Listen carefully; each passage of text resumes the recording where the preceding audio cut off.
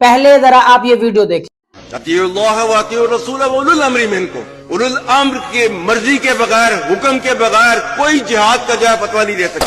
آپ کیسے اسلامی جمہوریہ پاکستان کے سپاہ سالار ہیں؟ قرآن کی آیاتیں آپ بھی پڑھتے ہیں. وَأَطِيعُوا اللَّهَ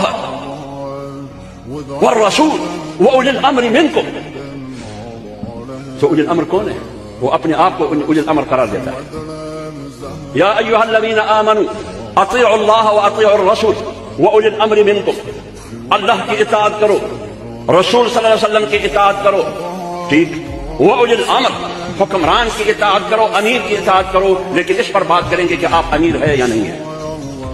یہ ثابت کرو پہلے کہ آپ امیر ہے یا نہیں ہے. چلے مان لیا 5 منٹ کے لیے مانتا ہوں آپ امیر ہے. کیا آپ کو یہ حق حاصل ہے کہ آپ کے سامنے قرآن اور سنت کے خلاف قانون سازی ہو رہی ہے؟ کیوں ہو رہی ہے؟ آپ کیسے امیر المومنین ہیں؟ آپ کیسے اسلامی جمہوریہ پاکستان کے سپاہ سالار ہیں؟ آپ کیسے اسلامی جمہوریہ پاکستان کے وزیر اعظم ہیں؟ آپ کیسے اسلامی جمہوریہ پاکستان کے صدر پاکستان ہیں؟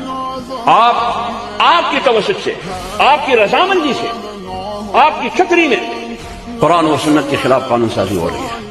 تو پھر ایک اور آیات میں یاد دلاتا ہوں. جب آپ قرآن اور سنت کے خلاف قانون سازی کریں گے تو اللہ نے کیا فرمایا؟ وَمَن لَّمْ يَحْكُمْ بِمَا أَنزَلَ اللَّهُ فَأُولَٰئِكَ هُمُ الْكَافِرُونَ وَمَن لَّمْ يَحْكُمْ بِمَا أَنزَلَ اللَّهُ فَأُولَٰئِكَ هُمُ الظَّالِمُونَ وَمَن لَّمْ يَحْكُمْ بِمَا أَنزَلَ اللَّهُ فَأُولَٰئِكَ هُمُ الْفَاسِقُونَ. آپ کس زمرے میں ہیں؟ ان 3 میں سے کس زمرے میں ہے آپ؟ 1 2 3 یا تینوں کا؟ کسی کی چاپلوسی نہیں کرنا اس مقصد کے لیے کہ مجھے سرمایہ دیں گے. جب وہ مکڑی کو رات اور دن کا روزی دیتا ہے کھانے کے لیے، لال بیگ کو دیتا ہے تو آپ کو نہیں دیتا. وما من دابۃ فی الارض الا علی اللہ رزقها. اور دوسری چیز منصب ہے. منصب کی لالچ میں نہیں آنا. کیوں؟ عزت اور ذلت کس کے ہاتھ میں ہے؟ وتعز من تشاء وتذل من تشاء بیدک الخیر. اللہ کے حوالے کرو. اللہ بہت غیرت مند ذات ہے اور اس کو غیرت مند بندہ بہت محبوب ہے، بہت پسند ہے.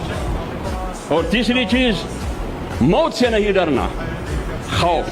قل ان الموت الذي تفرون منه فانه ملاقيكم. جتنا بھی آپ موت سے بھاگیں گے ایک موڑ پر موت سے ملاقات ہوگی آپ سے.